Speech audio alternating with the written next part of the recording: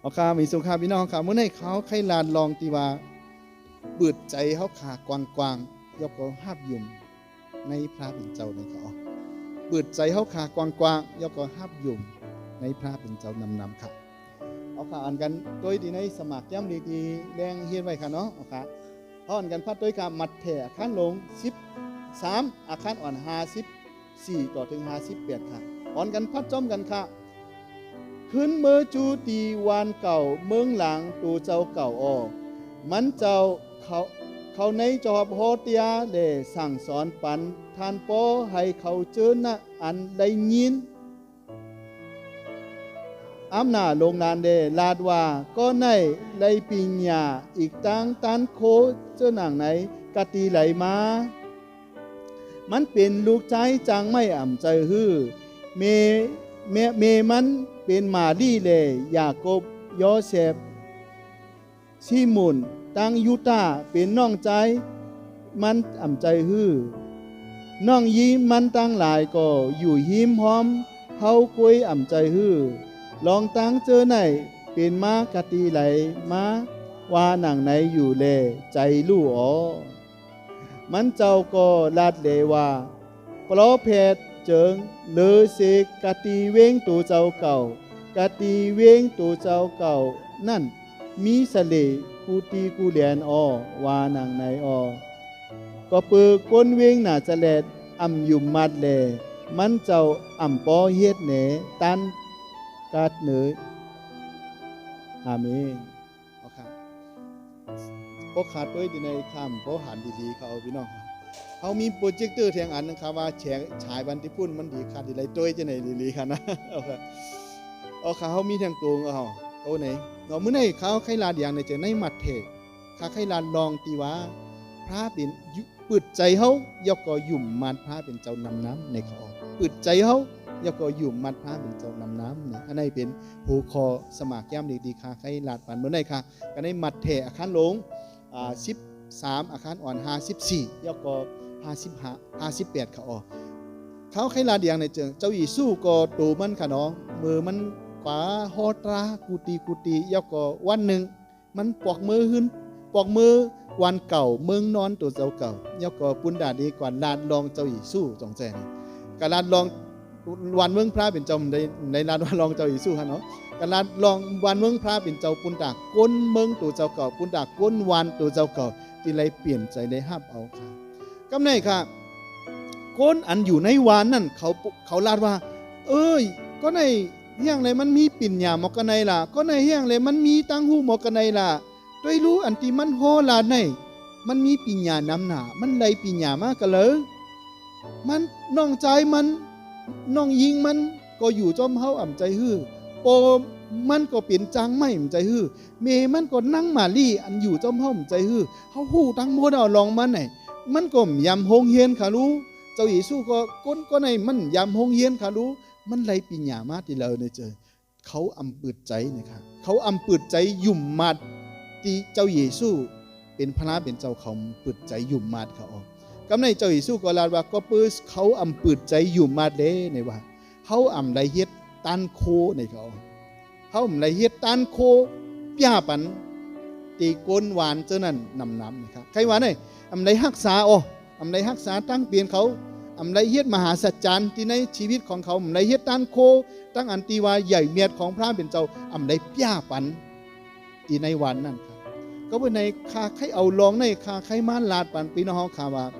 พอเขาอำปืดใจค่ะนะพระเจ้าดีอำเหตุการณ์ที่ในเขาค่ะการดีลาแทงปองหนึ่งค่ะพอเขาอำปืดใจพระเป็นเจ้าดีเหตุการณ์ค่ะพอเขาปืดใจยุ่มมาเดียวพระเป็นเจ้าดีเหตุการณ์ที่ในอาสาเขาเขาก็ในเลยหลายๆก็ถามว่าคลียันก็ในห้ามเฮียงเลยอยู่ลีกินหวานคลียันก็ในแห้งเล่มอยู่ลีกินหวานเนาะก็เบอร์สังทั้งเขายุ่มเขาเป็นคลียันเหมือนกันจ่องใจนะทั้งเขาเป็นคลียันเหมือนกันเนาะคืนโบสถ์เหมือนกันถ่อมตะลาเหมือนกันเนาะสู้ตองเหมือนกันก้อยกาวาตั้งอันหันตั้งอันใหญ่เบียดของพระเป็นเจ้าลองตันโคพระเป็นเจ้าก็ในซ้ำแห้งในไหลจิ้มด้วยจำด้วยหนำแทงก้อนหนึ่งซ้ำอ่ำโป้ไหลจิ้มด้วยจำด้วยหนำเขาสองก็ทั้งอยู่ในโบสถ์อันเดียวกัน เฮ็ดสั่งเดเขาเลยห้ามเอาตั้งอันรักษาตั้งอันยุดยาของเจ้าเยซูเท่ากันอย่างในเขาเปรียบเปิงกว่าเขามาตัวที่นั่นค่ะก็สังก็เปิดการปืดใจเหมือนกันค่ะฮาเลลูยาการปืดใจเหมือนกัน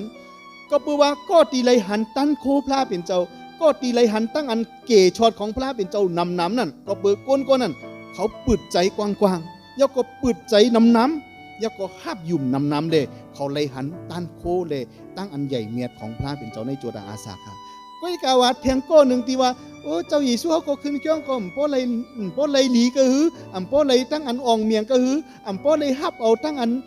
พระเป็นเจ้าจอยเทียมก็หือก็เพื่อสังฆาก็เพื่อก้อนนั่นมันเลยปืดใจกว้างๆเหมือนก้อนนั่นเขาเหมือนเทียงก้อนหนึ่งค่ะนะก็เพื่อเขาปืดใจสิเลยเขาฮับยุ่มเจ้าเยซูค่ะก็เพื่อในการหล่ำลองต้านดีอ้ามก็เลยหาในชีวิตตัวเจ้าเก่านำขึ้นค่ะก็วันนี้เขาให้ฝากไว้พี่น้องเขาว่าเพราะพี่น้องให้หันลองตั้งอันใหญ่เมียดของพระเป็นเจ้าเพราะพี่น้องให้หันตั้งอันตีลองมหาสัจจานตั้งไทยว่าเพราะพี่น้องให้หันลองตั้งอันตั้งโคพระเป็นเจ้านำเนี่ยเจ้าพี่น้องหนูเลยเปิดใจกว้างๆยกก็ฮับยุ่มเจ้าเยซูคริสต์เปิดใจกว้างๆยกก็ฮับยุ่มพระเป็นเจ้าพี่น้องตีเลยหายทุกสิ่งทุกอย่างครับพี่น้องตีเลยหายโยกะครับพี่น้องตีเลยหายตั้งอันเสียใจครับ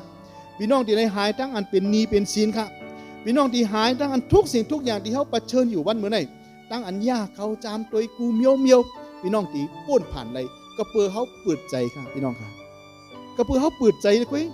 เปิดใจห้าบยุ่มเจ้าเยซูว่าเจ้าเยซูเฮ็ดไรในอาสังเขาค่ะก็เปื่อในเน่เขาใครฝากไว้พี่น้องเขาค่ะว่าย้อนเปิดใจกว้างๆสิ่งที่เขาเฮียนหูมาค่ะนะในโจตาสังเขาอันเฮียนหูมาในอาจดีมันดีคัดกันตั้งยุ่มในเจ้าเยซูอีกหนึ่งค่ะจงใจอาจดีคัดกันตั้งอีกหนึ่งหนอสมมุติว่ายกตัวอย่างมันมาขนออย่าปีกว่าเฮ็ดมือใหญ่ปีกว่าเฮ็ดกันในวันอาทิตย์อันนี้เป็นขอความพระเป็นเจ้าอันนี้เป็นทำตราของพระเป็นเจ้าคือกว่าเทียงอันหนึ่งไผ่ก้นโลกาว่าเป็นอย่างขลังโอ้สู่เจ้าเหตุการณ์ที่ไรกินจึงหึงอันนี้เป็นอย่างไรเป็นตังโลกาปลายวนไผ่โลกาค่ะก็เป็นในสองเมียวในม้ายากันเนี่ยเขาดีเฮ็ดเจิงค่ะก็ดีปืดใจกว้างๆเนี่ยโอ้เมียเนาะวันเมื่อไหร่เป็นวันอาทิตย์รู้เขาต้องหยุมมัดเจ้าเยซูลาดไว้ว่าเขาต้องหามึงพระเป็นเจ้าอันตั้งเขาต้องกว่าหาพระเจ้าไว้นั่นพระเป็นเจ้าดีปันทุกสิ่งทุกอย่างที่เขาขาดอันนี้เป็นตังวนแทงเมียวหนึ่งที่ว่าตั้งบนอันที่ปืดใจกว้างๆสิเลยคาบยุ่มเจ้าเยซูค่ะแทงอันนึงเป็นยังค่ะล่ะพอเขาก็เหตุการณ์เขาดีไรกินจึงลูกเขาเปลี่ยนจึงเมียเขาเปลี่ยนจึงอันนี้เป็นป้ายวนไผ่ค่ะป้ายวนไผ่เนื้อนางเขามันหมายความว่าเขาเลยปืดใจกว้างๆแล้วก็ฮับยุ่มในเจ้าเยซูคิดน้ำมันปองว่าจะไหนค่ะก็เพื่อในเลยพอเขาปืดใจน้ำกว้างก็หือชีวิตของเขาขาดที่ไรหันลองอันดีภาพเป็นเจ้าเฮ็ดกันนำเขาพี่น้องค่ะก็ในเลยเขาค่ะใครฝากไว้พี่น้องเขาค่ะว่าปืดใจกว้างๆยกก็ให้พระเป็นเจ้าเฮ็ดการเสียกรรมค่ะที่ในที่เมืองนาซาเรตค่ะนะที่เป็นวันเก่าเมืองนอนเจ้าเยซูเกิดที่เว้งไปเลยแหมไว้กับว่าใหญ่ที่เว้งนาซาเรตค่ะใครว่าในเกิดตีหนึ่งใหญ่ตีหนึ่งค่ะตีมันใหญ่มานั่นก้นเจ้านั่นเขาอำปืดใจเนาะปืนในโยกาเจ้าเยซูกว่าที่เลยก็ปืนฮักษาโลกจงใจเนี่ยปืนฮักษาโยกาก้นนำหนาเลยฮับเอาทั้งอันยุทธยาของเจ้าเยซูแต่ละวันนำหนาก็กว่ามือมาถึงดีวิ่งหนาเสล็ดตีว่าเป็นวิ่งตัวเจ้าเก่าเจ้าเยซูคิดนั่นค่ะก้นนำหนาก็เป็นอย่างขนาดใจลูกก็เพื่อว่าเจ้าเยซูเนี่ยมันใจเป็นก้นหล่ำลองกระหือดูเจ้าเยซูเนี่ยมันเป็นลูกจังไม่ไว้รู้ไหนใจเขาอำไรปืดหยุ่มมาดเต้ว่าก็ปืดไหนเจ้าเยซูลาดว่าเก่าอำไรเฮ็ดลองอันดีอามที่ในเมืองนั่นไงก็เจ้าเยซูลาดค่ะนะก็ปืดเขาอำหยุ่มมัดเขาปืดใจหยุ่มมัดเด้เขาอำไรเฮ็ดบันลองดีที่ในชีวิตคนในวันนั่นครับวันเมื่อไหนป้อมปืดใจตีโบสถ์เขาป้อมปืดใจในเชิงพระเจ้าพระเยซูคริสต์พระเป็นเจ้าติ่มในเหตุการณ์ที่ในโบสถ์เขาค่ะก็วันนี้ต้องปืดใจน้ำให้พระเจ้าให้พระเป็นเจ้าเหตุการณ์ที่ในโบสถ์เขาคันน้ำเหตุการณ์ที่ในโบสถ์หมายความว่าเหตุการณ์ที่ในพี่น้องอาซักน้ำค่ะ ให้พระเป็นเจ้าฮิตกันยกก็ให้พี่น้องกหันว่าเดียวอาโกอิงปึงเจ้าเยซูในมันยิ่งใหญ่นาในเจิงข้าใครหือหันร้องในค่ะพี่น้องค่ะก็เป็นในเลยเขาใครฝากไว้พี่น้องเขาค่ะกูก็กูกวนว่าเฮาอ้อนกันเปิดหัวใจเฮาคาเสเลภาพหยุ่มเจ้าเยซูนำเสียกรรมให้พระเป็นเจ้าฮิตกันในอาสาเฮาคาเสียกรรมเขาอย่างอันนึงค่ะเหมือนหนังนั้นในโจปันปลอแพทเอลีเซนั่นก็ในเมืองอิสราเอลในมีก้นตูดนำหน้าเสกอก้นซูรีอันไรจือนีมันก็เหลียวกวยไลฮอดถึงตั้งอันมุดสายอวานังไหนพระเถียงกรรมค่ะเหมือนหนังนั้นในจูปันปลอแพทเอลีเซนั่นก็ในเมืองอิสราเอลในมีคนนำหน้าเสกอกนซูรีอันใดจือเนมันก็เหลียวกวยไลฮอดถึงตั้งอันมดสายวานังไหนเนมันเป็นก้นตูดจ่องใจพี่น้องค่ะฮู้เนาะคาดิมลันดองเนมันเนี่ยค่ะเนมันเนี่ยเป็นก้นตีก้นลานเนี่ยเจอก้นศาสนาพุกตาเหมือนคล้ายๆเป็นโยนั่นค่ะเพราะเป็นก้นนอกศาสนาค่ะก็กว่าก้นอิสราเอลในเป็นอย่างน่ะก้นคริสเตียนคล้ายๆเป็นโยนั่นค่ะเพราะเขาเอาตัวแตกมันมาแตกตัวยำในค่ะนะเพราะเขาเอากาบปุ้นมันแตกกับในมันก็คล้ายๆเป็นเมียวนั่นค่ะมืออันตั้งในก้นดีอิสราเอลในเป็นก้นพาเป็นเจ้าจองใจในก้นดียุ่มพระเจ้าก็กว่าก้นชูดีอันว่าก้นดีก้นดียุ่มมัดพาเป็นเจ้าเขาก็เป็นในเขาเจออันตีเป็นอย่างค่ะเขาเจออันตียุ่มมัดพาเป็นเจ้าเป็นย่อกาเป็นตูดก้อยกว่าก็เปิดเขายุ่มมัดพาเป็นเจ้าว่าเขาปืดใจเขาย่อกาชีตูดเขาในที่เลยหายจอมข้าเป็นเจ้าเขายุ่มจังไหนคะย่อก็เขาก็มาหาปลอแพทย์ที่ว่าเอลิเซจองแซเนี่ยให้เฮ็ดจอมเอลิเซสั่งลานย่อก็ย่อกาเขาหายกว่าก็เปิดในทั้งก้นย่อกาเป็นขีตูดในนำหนาที่ในเมืองอิสราเอลเขาในเมืองอิสราเอลในก้นเป็นขีตูดนำหนากันนะ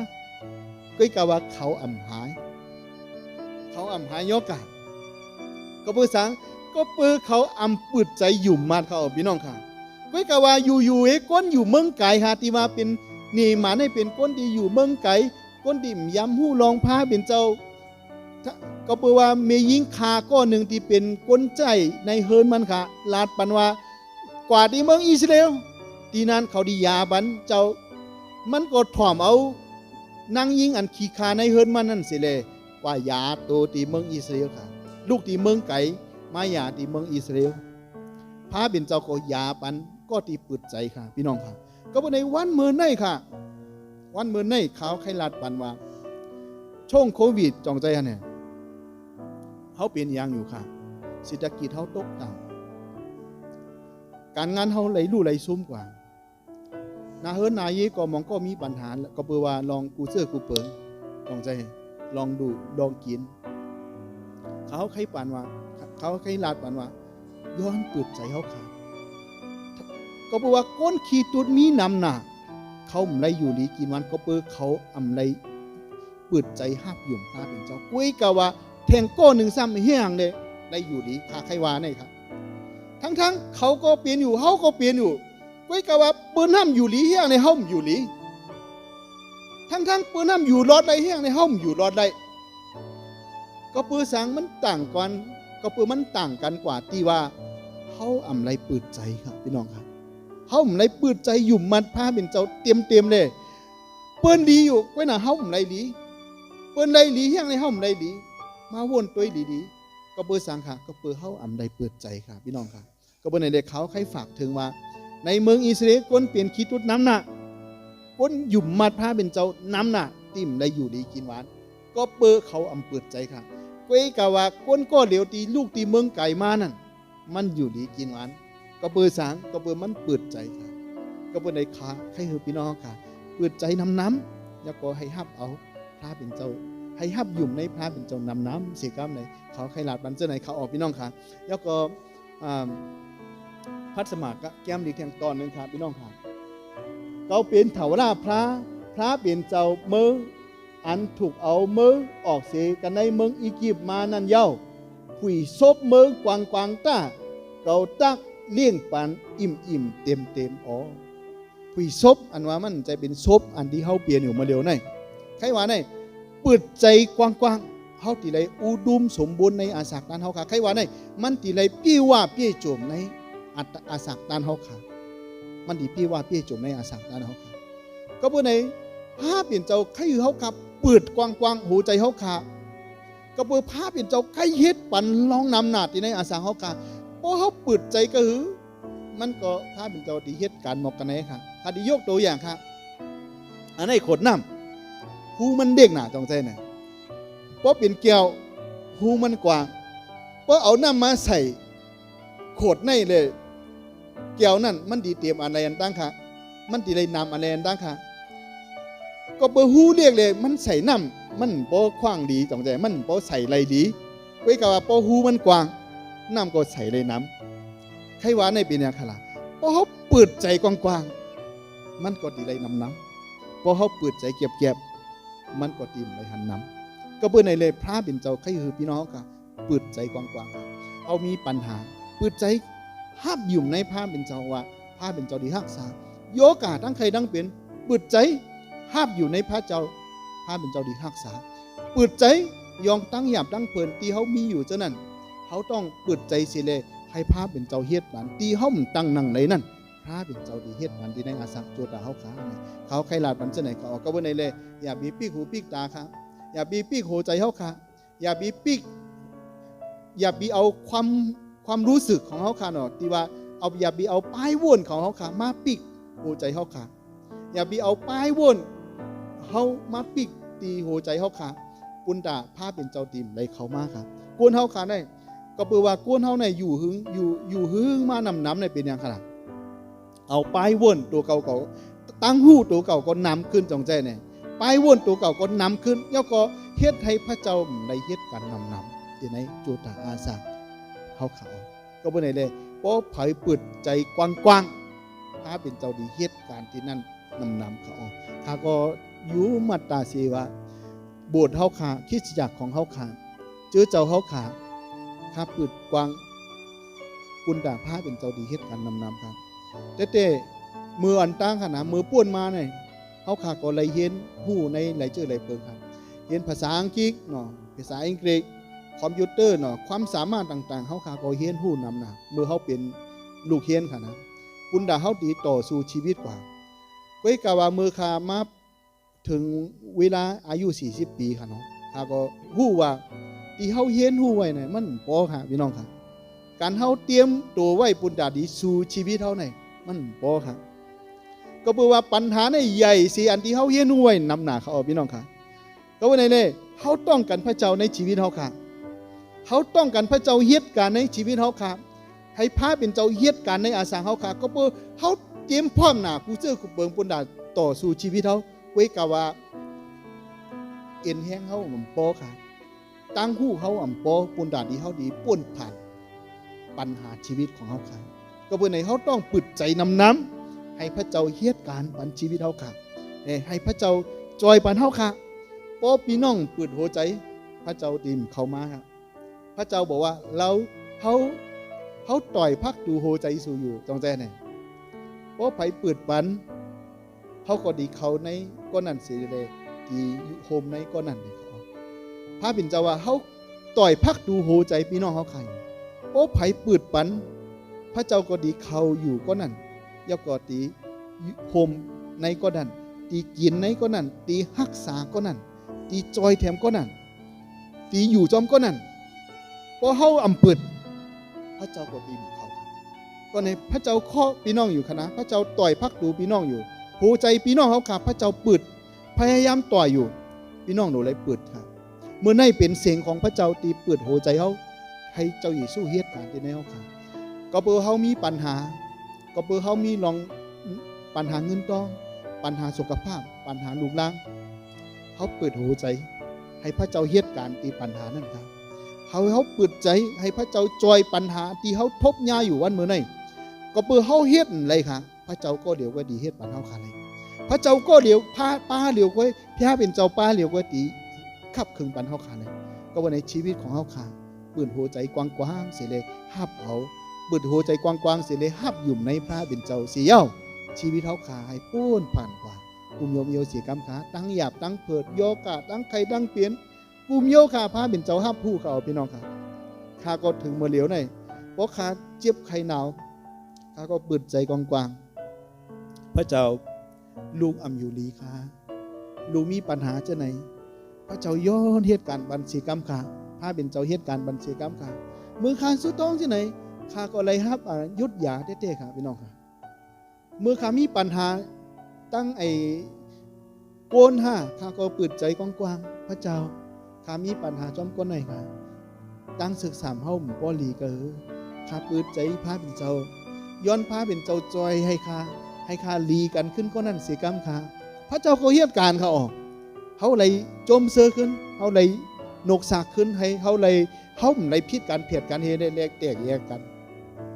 ก็สู้ต้องเพราะข้ามีปัญหาพระเจ้าลูกค้าเฮียนหนังสือบ่เก่งค่ะพระเจ้าปืดบันให้เหตุการณ์ที่ในลูกค้าให้ในเฮียนเก่งเสียกรรมค่ะพระเจ้าก็จอยลูกค้าก็เฮียนเก่งขึ้นในระดับหนึ่งค่ะเนาะผมใจว่าเป็นท็อปก้อยกะว่ามันก็ผ่านกว่าอะไรครับข้าก็ปืดใจแทงพระเจ้าอุนตาเฮาติไรกว่าประกาศแทงในพระเจ้าปืดบันเสียนตังเฮาเฮ็ดไรค่ะพระเจ้าเมียวหน่อยพระเจ้าก้อยเฮ็ดไรค่ะย้อนพระเจ้าจอยเขาขาสีกรรมค่ะขายุ่มยามาการประกาศเฮาในพระเจ้าที่จอยเขาออกเมื่อเฮาปืดใจพระเจ้าก็ปั่นก้นใหม่เขาพี่น้องค่ะเอาค่ะมันเปลี่ยนจะไหนค่ะวันไหนพ่อปืดใจเฮาดีไรค่ะบางเมียวเฮาปืดใจเฮาก็ว่ามันเป็นปัญหาก้อยมันเป็นปัญพอเฮาโลพอเฮาวนปัญหาก้อยค่ะพอเฮาวนปัญหาก้อยมันก็ที่เป็นปัญหาก้อยในชีวิตเราค่ะเขามาบ้วนโดยแถงเมียวหนึ่งว่ะปัญหาที่พี่น้องเปลี่ยนอยู่ในพอเฮาปืดใจพระเป็นเจ้าดีห้ามพูดพระเป็นเจ้าดีจอยเฮาค่ะนี่พี่น้องยุ่มมาตั้มใจเสียเลยจามด้วยค่ะพี่น้องปืดใจเสียเลยจามด้วยค่ะพระเจ้าดีจอยเฮาค่ะเอาพี่น้องค่ะให้พระเป็นเจ้าปันดังนี้วันเมื่อไหร่ที่พี่น้องมานางที่ไหนพระเป็นเจ้าใครเปิดใจพี่น้องเขาขายพระเป็นเจ้าต่อยพักตูโหใจพี่น้องเขาขายย้อนเปิดใจสั่งชื่อว่าเฮาไปยุ่มมาเจ้าอิสู้เตอพี่น้องเปิดใจเสร็จเลยห้ามยุ่มด้วยค่ะเพราะเฮาห้ามยุ่มชีวิตเฮาตีเหมือนเก่าค่ะนะยุ่มเจ้าของข้ายุ่มมาพระเจ้าเป็นพระเจ้าเยซูเป็นพระเจ้าพระเป็นเจ้าเยซูเป็นเจ้าเกศชอดเจ้าเยซูเป็นผู้อันเกศชอดย่อลงมาในเมืองกาเฮาลูกที่เมืองกาเฮาย่อลงมาปุ่นดาดีมาจอยกลบาปเพราะพี่น้องยุ่มมัดตั้มใจลองในชีวิตพี่น้องดีทำใจอันเหมือนเก่าค่ะอ๋อชีวิตพี่น้องดีเรียกนายไข่ปวดอันใหม่เนี่ยเขาขาไข่ลาดบ้านจะไหนพี่น้องขาตั้งเสียงตั้งหมดอีกเขาให้พระเป็นเจ้าปันดังดีกูก็กูควรกูเจ้าปาเสียกรรมครับปืดใจกว้างๆเสียเลยครับเอาพระเป็นเจ้าให้พระเจ้าเหตุการณ์ในอาสาเขาขาเสียกรรมเลยเขาไข่ลาดบ้านจะไหนเขาไม่ทรงค่า